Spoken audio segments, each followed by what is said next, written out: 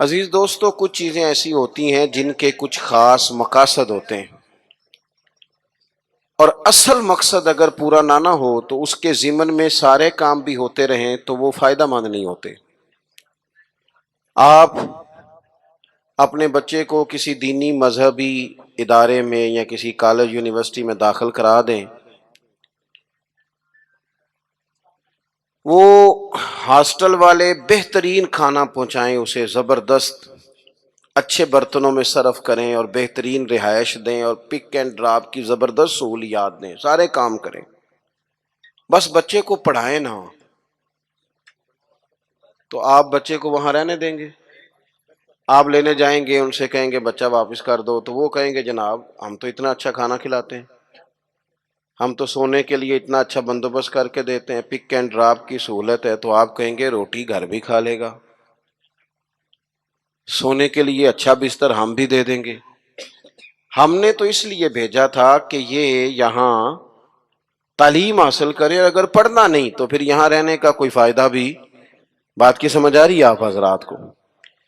میرے عزیزو، اللہ تعالیٰ نے نبی کریم علیہ السلام کو دنیا میں بھیجا ہے، ہم نے کھل کے حضور کا میلاد منانا ہے، کھل کے حضور کی نعتیں پڑھنی ہے، کھل کے ذکر پاک کرنا ہے، حضور سے پیار کرنا ہے تو والہانہ کرنا ہے۔ لیکن ہم نے ایک بات کو اچھی طرح سمجھنا ہے کہ حضور کے آنے کے کچھ مقاصد بھی ہیں۔ آپ سارے کام والہانہ کریں، بڑی اچھی بات ہے، لیکن اگر اس مقصد مبارکہ کو نہیں سمجھتے جس کے لیے حضور تشریف لائے تو پھر اصل کام رہ جائے گا۔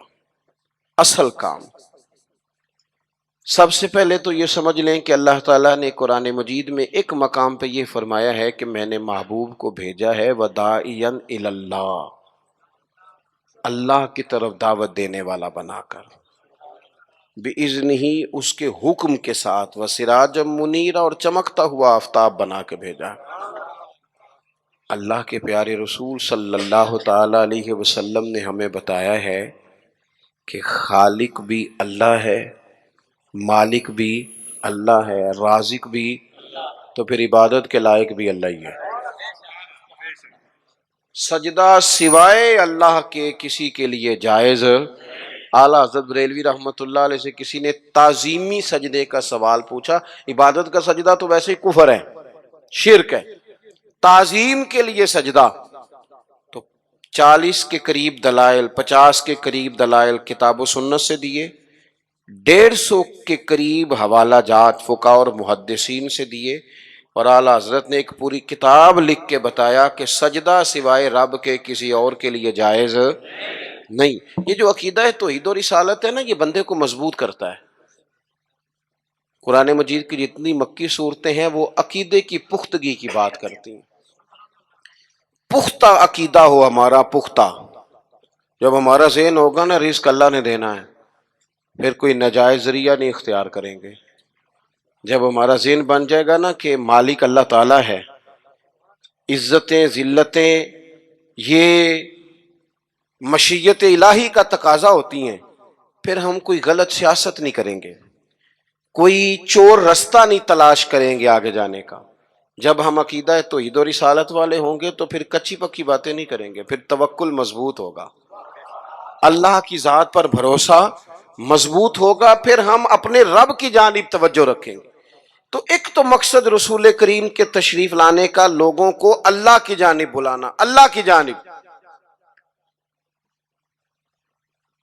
حضور کثرت سے عبادت کرتے تھے۔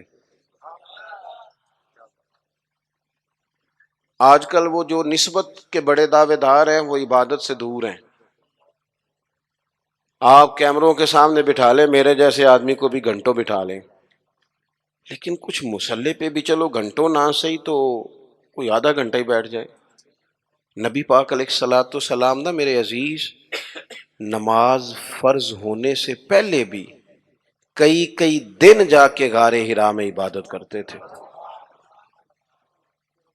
یہ جو لوگ کہتے ہیں نا کہ سارا کچھ ہونے کے باوجود میں پریشان ہوں، تو ان کی روح عبادت مانگتی ہے، ان کا دل عبادت مانگتا ہے، ان کی پیشانیاں سجدوں کو تڑپتی ہیں۔ وہ جب تک اپنے آپ کو مصلی سے وابستہ نہیں کرتے سکون نہیں پا سکتے، کیونکہ کچھ ضروریات وجود کی ہیں، کھانا پینا سونا، کوئی ضروریات روح کی ہیں، اور جب تک ہم اپنے روحانی معاملات کو نہیں دیکھتے تب تک ہماری وہ سکون والی کیفیت نہیں ہوتی۔ ایک تو نبی کریم علیہ السلام نے ہمیں اسباق دیے ہیں کہ عبادت، ذکر، تلاوت، اس پر ہم خاص توجہ کریں۔ میں دیکھتا ہوں آج کل ہمارے ہاں اس بات کا چلن کم ہے۔ مثلا مجھے دعوت دینے والے دوستوں کی پیار سے محبت سے ایک بڑی تعداد ہے، آپ آ جائیں آپ آ جائیں، بلکہ جس جگہ گئے ہوتے ہیں نا وہاں بھی کوئی 18-20 لوگ مل جاتے ہیں نئی دعوت دینے والے۔ میں اکثر کہتا ہوں یار جو پچھلے سال تقریر کر کے گیا تھا اس پہ عمل کر لیا سب نے؟ اللہ تعالیٰ کا فضل ہے، یہ میرا روزگار نہیں کہ میں نے دوپہر کو بھی پیسے لینے ہیں تو شام کو بھی لینے ہیں، تو مجھے ذرا زیادہ جلسے مل جائیں گے تو دیہڑی اچھی ہو جائے گی۔ اللہ نے اس سے بے نیاز رکھا ہے۔ سوال یہ ہے کہ تقریروں کا، وعظوں کا، جلسوں کا مقصود بھی تو کچھ ہونا چاہیے نا۔ کیا مقصد ہے؟ روز 2 گھنٹے تقریر سنو اور عمل کب کرنا ہے؟ دین کو عملاً، دین اسلام اس لیے نہیں آیا کہ اس پہ کھل کے مقالے لکھے جائیں، اس پر کھل کے تقریریں کی جائیں، ایک ایک کریں یہ کام بھی ضرورت کے لیے، حرج نہیں، لیکن یہ تو عملی نفاذ کے لیے آیا ہے نا۔ تو عملاً دین کی طرف رغبت کریں۔ میلاد شریف کے موقع پر ہمیں زیادہ جوش دکھانا چاہیے دین پہ عمل کرنے کا، اس لیے کہ حضور سید عالم علیہ الصلوۃ والسلام کی بعثت مبارکہ کے مقاصد بھی تو اجاگر ہو کے سامنے ہوتے ہیں کہ نہیں۔ دوسرا مقام قرآن مجید میں اللہ فرماتے ہیں وَمَا أَرْسَلْنَا مِن رَّسُولٍ إِلَّا لِيُطَاعَ بِإِذْنِ اللَّهِ۔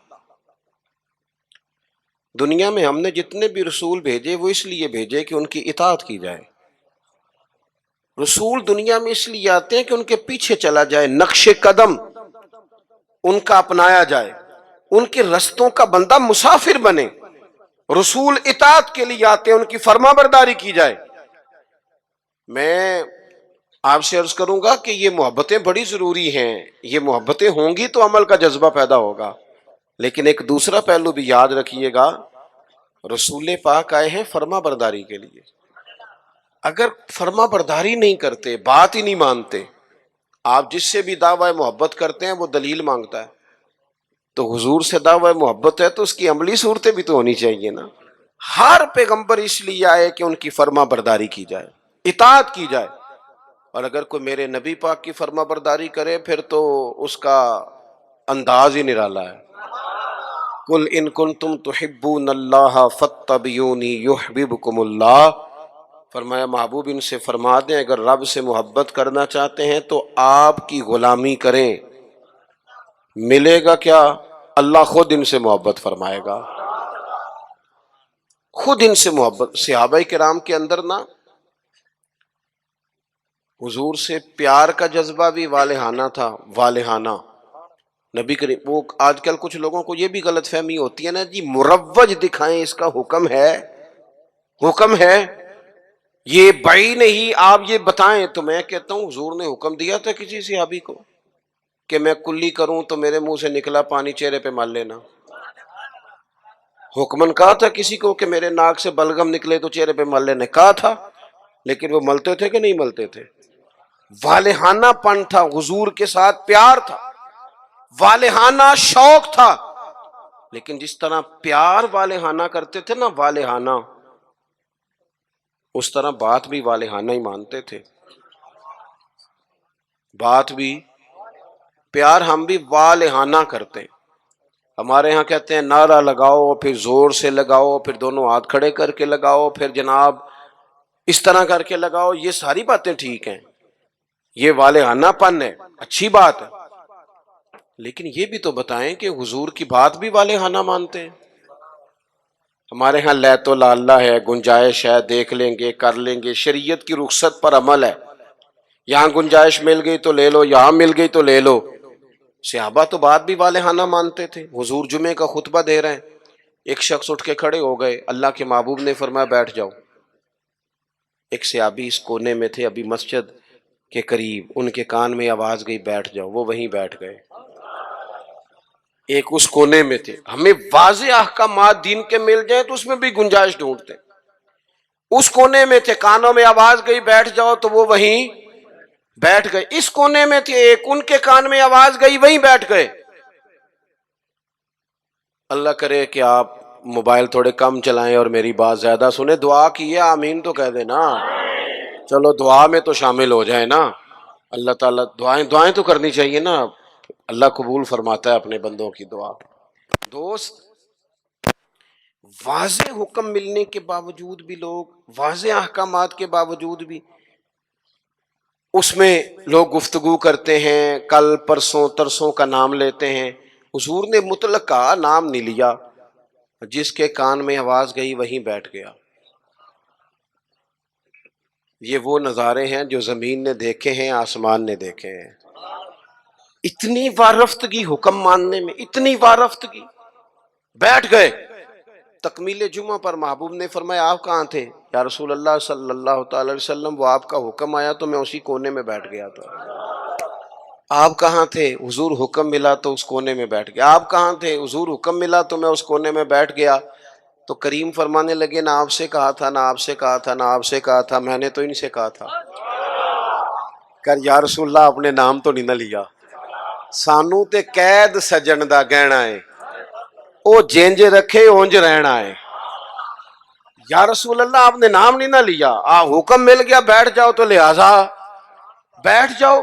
بات ماننا ہمارے ہاں نا آج کل پیری مریدی بھی اسی کا نام ہے. نذرانہ بھی وقت پہ دو, دعوت بھی مرید کرتے ہیں جتنی مرضی آپ کہو, روز کہو تو روز کھانا کھلاتے ہیں. آپ ان سے کہو کہ جناب میں آ رہا ہوں تو وہ تیار ہیں, پھول بھی لے کے کھڑے ہیں. لیکن اگر ان سے کہو بات مانو, پھر وہ کہنے تسی دعا کرو, ہے نا جی. نماز پڑھا کرو, کہتے دعا کرو. کمال ہو گئی ہے بھائی. آپ باقی سارے معاملات کے لیے آپ پورے تیار ہیں, اور یہ جو فرما برداری ہے, یہ جو بات ماننا ہے, وہ کس نے ماننی ہے؟ وہ جس پر آپ کے شیخ نے, مرشد نے گھنٹوں تقریریں کی, وہ باتیں کس نے ماننی؟ کسی اور نے. کیا مانا ہے اس بات کا؟ کوئی گورکھ دھندا ہے کیا؟ آپ نعرے لگائیں, دعوی محبت کریں, اور جو ان کا اصل کام ہے, دیکھو وفادار وہ ہوتا ہے جو مشن کا ساتھی ہو. جو مشن کا ساتھی نہ ہو وہ ٹھیک ہے. پھر میرے ایک سنگی ہیں, مجھے ایک دن بڑی محبت سے کہنے لگے کہ جناب کھانا نہیں کھاتے آپ ہمارے گھر, کھانا ضرور کھائیں, ایک دن ضرور آ جائیں. میں انہوں نے آخیا یار تو آنا میرے نہ رل کے 4 دن کو دین دا کام کرا. کہنے لگا نہیں وہ ٹھیک ہے کھانا. میں کہ کھانا تو یار ہر ہوٹل تو لب جاتا ہے, وہ تو چلو اللہ توفیق دیتا ہے, کوئی زیادہ اچھا کھا لیتا ہے, کوئی تھوڑا سادہ کھا لیتا ہے. روٹی تو جس کو اللہ تعالیٰ نے صحت دی ہے اسے روٹی مشن حسن ہے, ڈیوٹیاں ذمہ داریاں اصل ہیں. اور کھانے یہاں کوئی من پسند کھانے دنیا میں آئے ہم, من پسند چیزیں تو جنت میں ملیں گی, اور وہ ملیں گی اور مزہ آئے گا. ہمارے بزرگ تو فرمایا کرتے تھے زمین کے اوپر کام, نیچے جا کے آرام. یہاں کوئی کام کریں, کوئی ڈیوٹی کریں, کسی ذمہ داری کا اظہار کریں, کوئی خدمت سر انجام دیں, وہ خاص سطحی چیزیں اس سے باہر نکلیں. نبی کریم کی بات مانے والہانہ انداز میں, والہانہ. حضور علیہ السلام نے جس مشن کے لیے پتھر کھائے, جس مشن کے لیے حضور طائف گئے, جس مشن کے لیے حضور نے ہر دشمن کو معاف کر دیا کہ لوگ مسلمان ہو جائیں, دیندار ہو جائیں, امت اس مشن کے لیے کیا کام کرتی ہے, کیا ڈیوٹی کرتی ہے؟ کبھی دل میں تکلیف ہوئی ہے کہ آپ تجربہ کر لیں, سارے لوگ عید کی نماز پڑھنے بھی نہیں آتے, اس لیے کہ کچھ ایسے ہوتے ہیں جن کی ساری رات دکان کھلی رہتی ہے اور سویرے سو رہے ہوتے ہیں. کچھ کہتے ہیں میں نے وعدے کیے ہوئے ہیں وہ میں نے پورے کرنے. عید کی نماز بھی سارے پڑھنے, لیکن رش اتنا ہوتا ہے کہ مسجدیں چھوٹی پڑ جاتی ہیں. اس کا مطلب یہ ہے اگر ساری مسلمان امت نمازی ہو جائے تو نئی مسجدیں بنانی پڑے, لیکن آپ باقی سارے کام کرا لیں شوق سے کر دیں گے. بھائی سجدے کا بھی ذوق پیدا کرو. حضور کی فرما برداری اصل ہے. تیسرا مقام قرآن پاک کا, قرآن مجید نے کہا کما ارسلنا فیکم رسولا منکم یتلو علیکم آیاتنا, جیسا کہ ہم نے تمہیں میں سے تمہیں ایک رسول دیے ہیں جو تم پر ہماری آیتیں پڑھیں گے، وَيُزَكِّيكُمْ، اور تمہارا تزکیہ کر دیں گے، تمہیں پاک صاف کر دیں گے۔ نبی پاک کی تعلیمات یہ ہیں کہ تو ظاہری طور پر بھی بڑا صاف ستھرا ہو۔ حضور نفاست کو پسند کرتے، صفائی کو محبوب رکھتے، خوشبو کا استعمال کرتے، مسواک کو محبت سے استعمال کرتے، ظاہری صفائی بھی۔ اور ترمذی میں موجود ہے، حضور نے فرمایا اے انس بن مالک میرے بیٹے، ہو سکے تو صبح اس حال میں کرنا کہ تمہارے سینے میں کسی کا بغض نہ ہو۔ فرمایا یہ میری سنت ہے، اور جس نے میری سنت سے محبت کی اسی نے مجھ سے محبت کی۔ نرے دانت صاف کرنا ہی سنت نہیں، دل صاف کرنا بھی سنت ہے، باطن بھی صاف ہونا چاہیے، انسان کے اندر سے ساری بیماریاں نکل جائیں۔ عزیز دوست، تزکیہ ہو، حسد سے خالی ہو سینہ، بغض سے خالی ہو۔ یہ جو روحوں پر بوجھ ہوتا ہے یہ حسد کا ہوتا ہے، یہ باطن پر دھبا ہوتا ہے یہ عداوت کا ہوتا ہے، یہ کچھ چیزیں جو ہمیں بالکل بے قرار کر دیتی ہیں یہ تکبر کا روگ ہوتا ہے، یہ عجب خود پسندی، یہ اندر انسان کے جوار بھاٹا پیدا کر دیتی ہے۔ اگر بندہ ہو جائے سادہ، حضرت باجدید بستامی رحمۃ اللہ علیہ کھڑے تھے تو ایک شخص نے آپ سے پوچھا حضرت خواجہ پیر باجدید بستامی سے ملنا ہے۔ آپ فرمانے لگے یہ جو بندہ جس کا تم نے ابھی نام لیا ہے نا، اس کو ڈھونڈتے مجھے 30 سال ہو گئے، مجھے نہیں ملا۔ 30 سال یہاں بیچارے نقیب ان کی کلاس لگ جاتی ہے اگر وہ لقب تھوڑے بیان کریں تو لسٹوں میں لکھ لکھ کے دیے جاتے ہیں، یہ نام نہیں لیا، یہ نام نہیں لیا، فلانے چودھری کا نام رہ گیا، فلانے کا رہ گیا، فلانے کا۔ وہ چھوڑ دیں بھائی، یہ تو حضور کی تعریف کی محفل ہے، اس میں باقیوں کی تعریفیں کدھر سے آ گئی، کدھر سے آ گئی؟ یہ تو نبی پاک علیہ الصلوۃ والسلام کے ذکر پاک کی مجلس ہے۔ دوستو آپ غور کریں گے اور چیزوں کو سمجھیں گے۔ خواجہ باجدید بستامی سے اس نے کہا میں نے ملنا ہے، فرمانے لگے 30 سال سے ڈھونڈ رہا ہوں ملا نہیں۔ وہ سائڈ پہ جا کے ایک بندے سے کہنے لگا میں نے حضرت خواجہ پیر شیخ باجدید بستامی سے ملنا ہے۔ کہنے لگے ابھی تو وہاں کھڑے تھے تمہارے پاس۔ کہنے لگا میں نے تو پوچھا ہے۔ کہنے لگے اصل میں یہ جو تم نے لائن لگائی ہے نا القابات کی، یہ وہ مانتے نہیں اپنے آپ کو، نہ حضرت نہ خواجہ نہ پیر نہ صوفی، وہ تو نیرا باجدید کہتے ہیں، اور اس میں بھی کئی دفعہ روتے ہیں رب کی بارگاہ میں۔ تو یہ جو القابات تم نے لگائے ہیں نا، ہمارا تو جناب بڑا عجیب منظر ہے۔ تو تزکیہ کے لیے حضور آئے، پھر فرمایا وَيُعَلِّمُكُمُ الْكِتَابَ وَالْحِکْمَةَ، حضور تمہیں کتاب سکھائیں گے، حکمت سکھائیں گے۔ حضور قرآن سکھانے آئے، نبی کریم کیا سکھانے آئے؟ آپ بنے انجینئر شوق سے بنے، آپ لیکچرار بنے شوق سے بنے، لیکن ساتھ قرآن پاک کے قاری بھی تو بنے نا، قرآن پاک کو سمجھنے والے بھی تو بنے نا۔ جس بندے کو اتنی کہانیاں آتی ہیں، جسے اپنے شجرے آتے ہیں، جسے اپنی برادری کی شان آتی ہے، اسے قرآن کی آیتیں کیوں نہیں آتی؟ جسے ساری پنچایت میں ساری بات سنانی آتی ہے، اسے قرآن مجید بھی آ سکتا ہے۔ شرط یہ ہے کہ وہ آگے بڑھے، قرآن پاک کو سیکھے۔ ہم نا کچھ کام ہم نے بچوں کے ذمہ، میرے پاس ایک صاحب بچہ لے کے آگے کہنے لگے دعا کریں یہ پڑھ جائے، تو میں نے کہا آپ بھی کو 100 سال کے نہیں ہو گئے، میں دعا کرتا ہوں آپ دونوں ہی پڑھ جائیں، آپ بھی تو پڑھ ہی سکتے ہیں نا، آپ بھی تو توجہ کریں نا۔ ہم نا جناب وہ بعض لوگوں کا عجیب زاویہ نگاہ بن جاتا ہے، او بھائی آپ بھی پڑھ سکتے ہیں، آپ کیوں نہیں پڑھ رہے؟ او جی میری اب زبان موٹی ہو گئی ہے، تو میں نے کہا یہ کل آیا ہے واٹس ایپ سب نے سیکھ لیا ہے،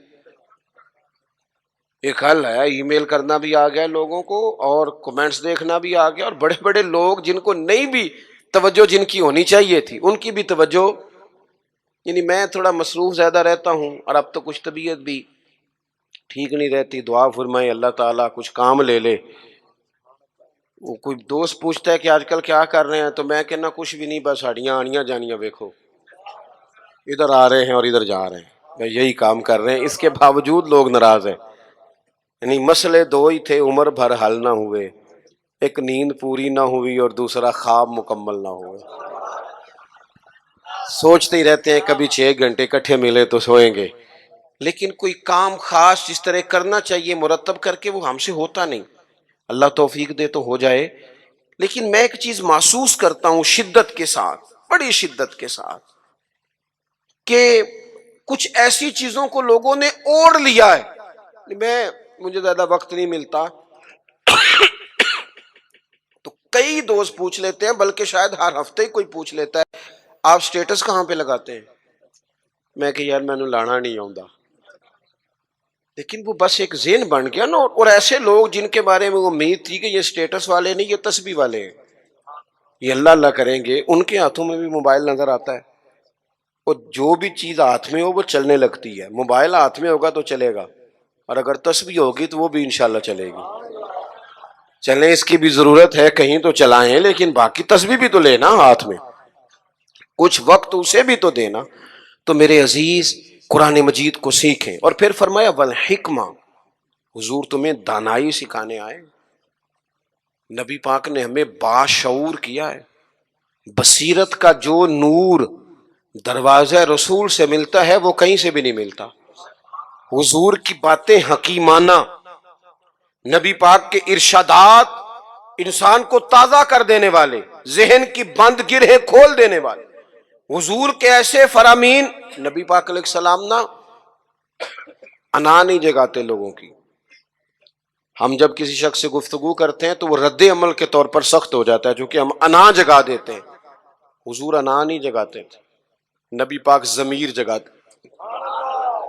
حضور اس طرح کی بات کرتے تھے کہ سامنے والے کو تعلیم مل جاتی، ایجوکیٹ ہو جاتا، اس کی نفسیات قبول کر لیتی کہ یہ بات ٹھیک ہے، نفسیات قبول کر لیتی. ایک نوجوان نے آ کے کہا معاذ اللہ ثم معاذ اللہ، یا رسول اللہ مجھے زنا کی اجازت دے. صحابہ کہتے ہیں ہمیں بڑی تکلیف ہوئی اس کی بات کی، لیکن حضور نہ تعلیم دیتے ہیں. نبی کریم نے بٹھا لیا اور بٹھا کے فرمایا ایک بات بتا. یا رسول اللہ حکم کریں. فرمایا تو پسند کرتا ہے کہ تیری بیٹی سے زنا کرے؟ اس کی آنکھیں کھل گئیں، یہ کیسے ہو سکتا ہے؟ فرمایا تیری بہن سے، ماں سے، خالہ سے، پھپھو سے، جو رشتے قریبی ہیں حضور نے گنوائے تو اس کی آنکھیں لال ہو گئیں غصے سے. یا رسول اللہ میں نام بھی نہیں لینے دیتا. اب حضور نے اس کے ذہن پر دستک دی. معاشرے میں جب آپ کسی چیز کو خریدنے نکلتے ہیں تو آپ پھر دکان بھی تو ڈھونڈتے ہیں نا کہاں سے لینی ہے. تو جس چیز کو آپ خریدنے جائیں گے یقیناً اس کی مارکیٹ بھی تو ہونی چاہیے نا، کہیں سے ملے گی وہ. تو نبی پاک صلی اللہ تعالی علیہ وسلم اس ذہنی سطح پر لائے اپنی حکمت کے ساتھ. حضور فرمانے لگے تو نہیں اجازت دیتا اور ہونا بھی نہیں چاہیے ایسا، لیکن جس سے تو بدکاری کی اجازت مانگ رہا ہے وہ بھی تو کسی کی بیٹی ہوگی نا، وہ بھی تو کسی کی بہن ہوگی. کیوں نہیں سوچتے اس بات کو ہم کہ معاشرے میں جب آگ لگتی ہے پھر کسی کا گھر بھی محفوظ نہیں رہتا. تو جب بے حیائی کا چلن عام ہوتا ہے، ایک میرے دوست ہیں ان کا بیٹا پسند کی شادی کرنا چاہتا تھا تو وہ لے آئے، کہنے لگے اسے سمجھائیں میرے لیے مشکل ہو جائے گی. تو میں نے ان سے بات ابھی شروع بھی نہیں کی تو مناظرے پہ اتر آیا بچہ، کہنے لگا مولانا صاحب بتائیں جائز نہیں؟ کوئی اپنی رائے نہیں دے سکتا پسند کی شادی؟ میں نے کہا پتر تو میرے ساتھ اکیلے میں آ، تجھے سمجھاتا ہوں. کہنے لگا جی نہیں آپ بتائیں جائز نہیں؟ میں نے کہا بیٹا تیرے لیے بھی جائز ہے، جس طرح تیرے لیے جائز ہے نا اسی طرح خاندان کی اگر کوئی بیٹی کہے میں نے پسند کی کرنی ہے تو اس کے لیے بھی جائز ہے. اب اس کی گردن جھک گئی، اب چپ کر گیا. میں نے کہا جو رواج آپ گھر میں ڈال رہے ہیں اس کا مطلب یہ تو نہیں نا کہ بیٹیوں کو پتہ نہیں چل رہا آپ کیا کر رہے ہیں. تو جو چلن آپ پیدا کر رہے ہیں یہ عام تو ہوگا. تو اگر بیٹی کل کو کچھ اٹھ کے مطالبہ کرے، وہ کہے کہ جس فلسفے سے اس کی بات مانی جا سکتی ہے میری بھی مانی جا سکتی ہے، پھر آپ کا کیا خیال ہے؟ تو بعض اوقات اللہ توفیق دیتا ہے، کسی کی سمجھ میں بات آ جاتی ہے، اس کی سمجھ میں آ گئی. او میرے بھائی جب کسی کچھ چیزوں کا چلن عام کرو گے نا، علاقے چھوڑ کے چلے گئے ہیں بہت سارے باپ، بستیاں چھوڑ دی لوگوں نے، صدیوں سے جہاں خاندان آباد تھے چھوڑ دیے. کیوں؟ اس لیے کہ بیٹی نے مرضی کی شادی کر لی. غلطی کسی کی غلطی کا کوئی بوجھ نہیں اٹھائے گا، یہ غلطی ماں باپ کی نہیں ہے. نافرمان ہونے لگے تو حضرت نوح کا بیٹا بھی ہو جاتا ہے. لیکن لوگ اس نگاہ سے دیکھتے ہیں کہ جینا مشکل کر دیتے ہیں، لیکن جب برائیوں کا چلن عام ہوتا ہے پھر وہ سب کو اپنی لپیٹ میں لیتی ہیں. تو حضور اس حکمت سے دین سکھاتے. ہم وہ دانائی نہیں استعمال کرتے، وہ بصیرت نہیں، بس جذباتی فیصلے، جذباتی باتیں، جذباتی گفتگو. اپنی زندگی میں دانائی، بصیرت. حضور نے تو بعد فیصلے یہ حدیبیہ کے موقع پر کتنے مشکل میں تھے صحابہ، ایک ایسا سخت فیصلہ کر دیا ہے کہ اگر کوئی وہاں سے مسلمان آئے گا تو مدینے والے رکھیں گے نہیں، اور مدینے سے جائے گا تو وہ رکھ لیں گے مکے والے، وہ واپس نہیں کریں گے، ہم رکھ نہیں سکتے. صحابہ کہتے ہیں وقتاً تو ہم پریشان تھے، پر حضور کی حکمت کے قربان جائیں، یہی شرط وجہ بنی مسلمانوں کی فتح کی. اس لیے کہ جن کو وہ وہاں سے نکلنا پڑتا تھا مکے سے، حضور رکھتے نہیں تھے، معاہدہ تھا، وہ پھر مجاہدوں کا الگ جتھا تیار ہو گیا. حضرت ابو بصیر رضی اللہ تعالیٰ عنہ، حضرت ابو جندل، ایک نئی جماعت مجاہدین. رستوں سے گزرنا کافروں کا مشکل ہو گیا، اور کچھ ایسے تھے جو مکے نہ رہ سکے، مدینہ نہ رہ سکے، تیسری جگہ جا کے ڈیرا لگایا، سارے کا سارا شہر ہی مسلمان کر دیا. زندگی میں کچھ چیزیں بصیرت سے کریں. ہمارے ہاں فیصلہ کس کے حق میں ہوتا ہے بھلا؟ جو پہلے آ جائے. اور میں کہتا ہوں آپ بیوی کی بات ضرور سنیں، لیکن اس کی سننے کے بعد جس کے بارے میں وہ بات کر رہی ہے پھر اس کی بھی سنیں. آپ اماں کی بات ضرور سنیں، توجہ سے سنیں، لیکن فوراً جذباتی نہ ہو. پھر اس کے بعد اماں نے جس کے خلاف بات کی اس کی بھی سنیں. دو طرفہ بات سن کے کہ کس طرح کے منصف ہیں زمانے میں، ایک بات سنتے ہیں اور اسی طرف ہو جاتے ہیں دانائی سے. اور آخر میں فرمایا وَيُعَلِّمُكُم مَّا لَمْ تَكُونُوا تَعْلَمُونَ، جو تم نہیں جانتے تھے وہ سارا میرے رسول تمہیں سکھاتے ہیں. نبی کریم نے نا اپنی امت کو تعلیم کے ہر پہلو سے آگاہ کیا، ہر پہلو سے. ہمارے پاس ذخیرہ ہے احادیث کا، اور قربان جائیں کچھ باتیں ایسی ہوتی ہیں جو بندہ کبھی پڑھ لینا تو لطف دے دیتی ہیں. لطف. مجھ سے ایک دفعہ ایک دانشور نے پوچھا کہ جناب کوئی ایک بات اس پہ زندگی گزاری جا سکے. ایک نوجوان تھے. میں نے ان سے کہا کہ میرا تو خیال ہے اس ایک حدیث پر پورا ملک سنوارا جا سکتا ہے، ایک پر، اور آتی بھی ہے ہم سب کو، شرط عمل کرنا ہے. حضور نے فرمایا مومن وہ ہے جو اپنے لیے پسند کرے وہی بھائی کے لیے پسند کرے. لو اس حدیث پہ عمل کر لو. جو بندہ ملاوٹ والی چیز بیچتا ہے اگر اس حدیث پر عمل کرے کہ جو اپنے لیے پسند کرنا ہے وہی اپنے، کبھی ملاوٹ کرے گا، کبھی دھوکہ دے گا، کبھی میرٹ سے ادھر ادھر ہوگا، چونکہ تو طے کر لیا ہے کہ جو اپنے لیے پسند کرنا ہے وہی اپنے بھائی کے لیے پسند کرنا. طے کریں زندگی میں. ہم یہ کرتے ہیں کہ اور ایک بار یاد رکھنا، یہ نہیں ہو سکتا کہ دوسروں کے بچوں کو تو ملاوٹ والی چیزیں کھلائے اور تیرے گھر میں صحت کا دور دورہ ہو. یہ کیسے ہو سکتا ہے؟ کسی کا گھر اجاڑ کے بھی کبھی اپنا بسایا جا سکتا ہے. جب تک ہم سب کے لیے سوچ وہ نہیں کرتے جو اپنے بچوں کے لیے، جب تک سب کے لیے وہ سوچ نہیں ہوتی جو اپنے گھر کے لیے، تب تک زمانے میں روشنی پیدا نہیں ہوتی.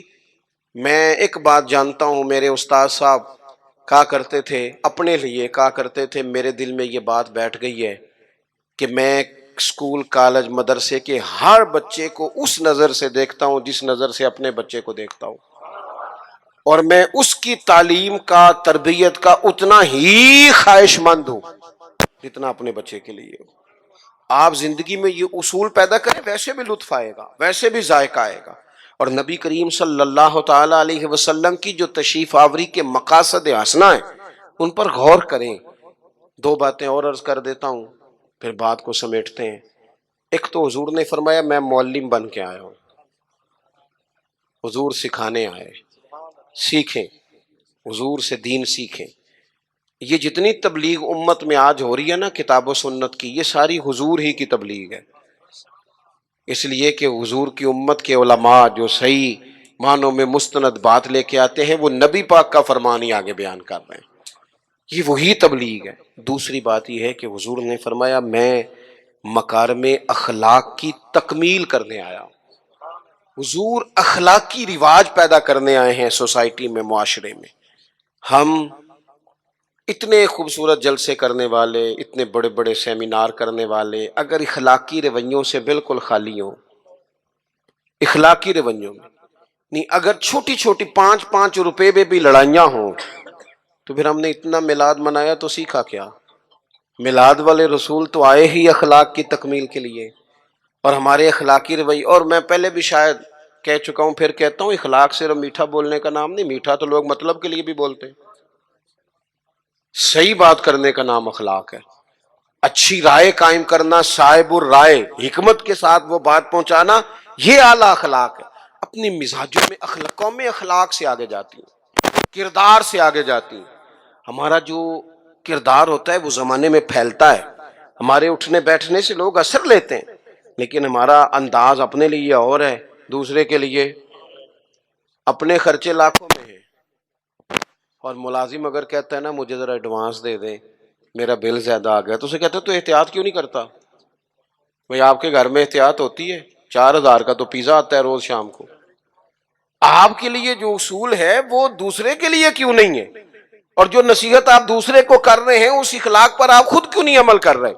تو حضور کے آنے کے جو مقاصد ہیں ان کو سمجھیں۔ ایک تو نبی پاک نے ہماری توجہ اللہ کی جانب کرائی، اپنے مصلح کو، عبادت کو، توکل کو، صبر کو، شکر کو، قناعت کو، خودداری کو، اس پر توجہ دیں۔ دوسرا، حضور فرما برداری کے لیے آئے، نبی کریم کی ہم نے فرما برداری کرنی، غلامی کرنی۔ اور تیسرا، حضور نے ہمارا تزکیہ کیا ہے، ہمیں سارے باطن کے میل کچیل دھو ڈالنے ہیں۔ آپ یہ کریں گے تو اپنے آپ کو ہلکا پھلکا محسوس کریں گے۔ محبوب تعلیم کتاب و حکمت کے لیے آئے ہیں، ہمیں خوب محبت سے قرآن پاک سیکھنا ہے، خوب محبت سے دانائی سیکھنی ہے، اس کے مطابق زندگی گزارنی ہے۔ حضور معلم بن کے آئے ہیں، اعلیٰ اخلاق کی تکمیل کرنے آئے ہیں، ہمیں ان مقاصد کو حاصل کرنا ہے، ان کے لیے کوشش کرنی ہے، ان کے لیے سفر کر۔ کچھ لوگ کہتے ہیں جی میری تربیت نہیں ہو رہی، تو میں کہتا ہوں جناب سارا کچھ تو کتاب و سنت میں موجود ہے۔ آپ کو تربیت لینی ہے تو پھر تو آپ ایک ایک کر کے عمل کرنا شروع کر دیں، آگے بڑھنا شروع ہو جائیں، ایک ایک کر کے قدم آگے اٹھائیں۔ اور اگر صرف خوبصورت باتوں سے، اچھے جملوں سے، اچھے اشعار سے سر دھننا ہے تو چلیں وہ بھی خیر کی بات ہے، لیکن پھر سر دھنتے رہیں اور یہ سلسلہ چلتا رہے۔ اللہ تعالیٰ کی بارگاہ میں دعا ہے اتنا خوبصورت، اتنا پروقار اجتماع اپنی بارگاہ میں قبول فرمائے، اور اللہ تعالیٰ اسے ہمارے لیے ذخیرہ آخرت بنائے۔ آخر دعوانا ان الحمدللہ رب العالمین۔ سلام پڑھیں۔